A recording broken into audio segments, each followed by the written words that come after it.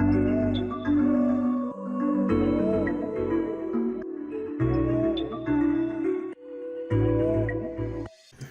video explains how you can add the transitions in Adobe Premiere Pro.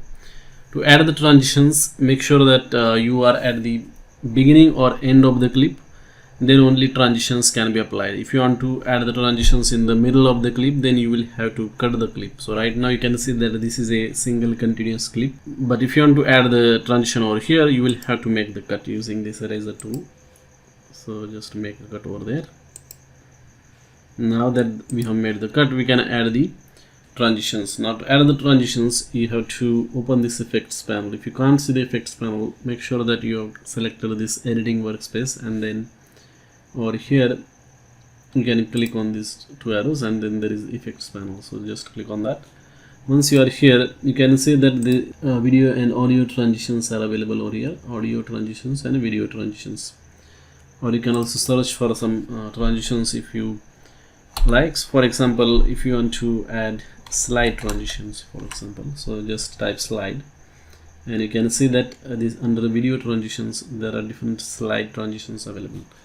So let us add this push transition, and we can see that we can apply this transition to the just one clip, left or right, or you can also apply it to both the clips. So just take your mouse on those respective clips like this, and then release it. Then again select this transition effect, and in the effect controls panel you can do some configuration. For example, right now this is how it is looking like.